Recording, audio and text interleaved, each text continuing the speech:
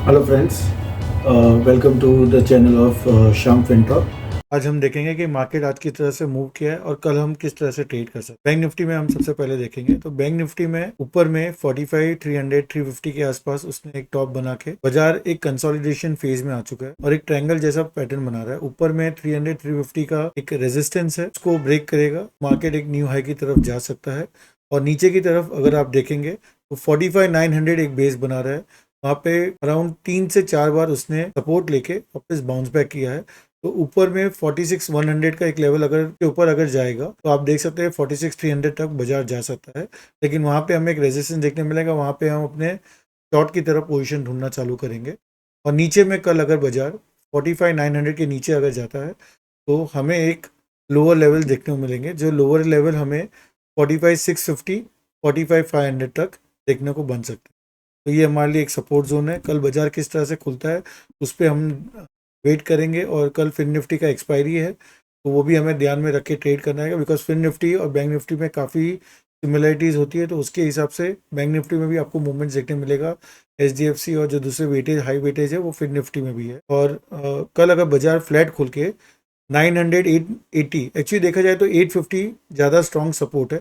वो लेवल अगर टूटेगा तो डेफिनेटली 650 600 के आसपास एक बार हमें प्राइस देखने को मिल सकता है। और फ्लैट खुल के अगर ये 46 100 के ऊपर क्रॉस करता है तो हम इंट्राडे के लिए पोजीशन अपवर्ड की तरफ रख के 46 300 तक हम बाई की पोजीशन की तरफ ट्रेड रखेंगे। लेकिन जैसे ही ये 46 300 के आसपास आएगा 300 350, तो वहाँ से जहाँ पे भी हमें बेरिश पैटर्न दिखना चालू होगा तो फिर से हम शॉर्ट की तरफ पोजीशन इनिशिएट करेंगे। तो ये रेंज बाउंड में ही हम ट्रेडिंग करेंगे। नीचे में 850, ऊपर में 200 और 300 के आसपास जब आता है तो हम सेल की पोजीशन करके ट्रेड कर सकते हैं। लास्ट 2 दिन से अगर आप देखेंगे तो एक रेंज बाउंड में ही मार्केट ट्रेड कर रहा है। निफ्टी में आप देखेंगे तो बैंक निफ्टी से ज़्यादा निफ्टी दिख रहा है वीक, बिकॉज उसका कारण ये है कि पिछले 2 दिनों में पहले रिलायंस में सेलिंग आई, रिलायंस में 2 बार सेलिंग आने की वजह से उसमें निफ्टी में प्रेशर बनते रहा। और आज एंड ऑफ डे में ITC में भी न्यूज़ आई जिस कारण से ओवरऑल निफ्टी में ज़्यादा प्रेशर सेलिंग का प्रेशर देखते हुए बना हुआ है। स्टॉक स्पेसिफिक अगर आप बैंकिंग में देखेंगे तो इतना कोई सेलिंग का प्रेशर हमें फिलहाल बनते हुए नहीं दिख रहा है। तो कल भी अगर ITC का जो लास्ट हाफ एन आवर में न्यूज़ आया था उसके बेस पे अगर सेलिंग दिखेगा तो हो सकता है निफ्टी कल और लो की तरफ जावे। तो निफ्टी में हम सेल की ये अगर आप देखेंगे तो एक ट्रेंड लाइन पैटर्न है। जब तक ये 19,800 820 के ऊपर अगर ये ट्रेड नहीं करता तब तक हम इसमें सेल का ट्रेड इनिशिएट करेंगे। और नीचे में 520 के आसपास का टारगेट हम देख सकते हैं। तो ओवरऑल ट्रेंड अगर आप बोलेंगे तो कोई मैं खास बैरिश नहीं बोलूँगा, लेकिन अपसाइड भी इसका एक लिमिटेड पोटेंशियल मुझे दिखता है। बिकॉज यहाँ पे आप देखेंगे तो बाजार जो ब्रेकआउट दिया था वहाँ से फिर से अब वो रेजिस्टेंस की तरह बिहेव करने लगा है। तो 800 820 का लेवल है जहाँ पे आपको एक सेलिंग प्रेशर बनते हुए देख सकता है। और नीचे में हमारे पास 520 और उसके भी अगर नीचे जाए तो 320, ये 2 लेवल हमें देखने में निफ्टी में बन सकता है। ITC में अगर हम बात करें तो ITC में आज करीब हाफ एन आवर मार्केट खत्म होने के आधे घंटे पहले ही एक उसका डीमर्जर का क्लैरिफिकेशन आया था कि बोर्ड ने किस तरह से अप्रूवल दिया है और कैसे उसके 20% ऑफ उसका जो कैपिटल इंफ्रास्ट्रक्चर का डेवलपमेंट होता है वो होटल बिजनेस इंडस्ट्री में जाता है।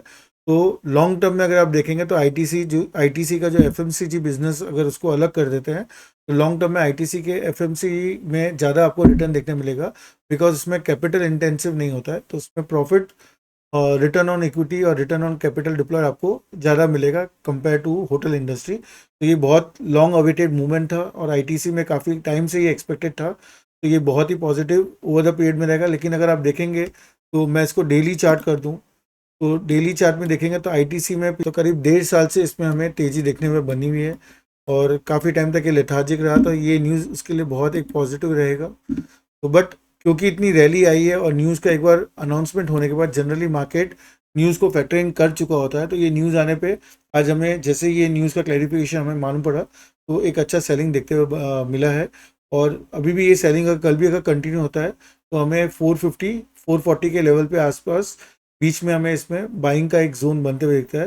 करंट लेवल पे मैं शॉर्ट करना इनिशिएट नहीं चाहूँगा, बट ओवरऑल ट्रेंड सेलिंग की तरफ रहेगा, इसलिए हम इसमें नो ट्रेड करेंगे। बिकॉज मैं ITC में शॉर्ट करके ट्रेड नहीं इनिशिएट करना चाहता।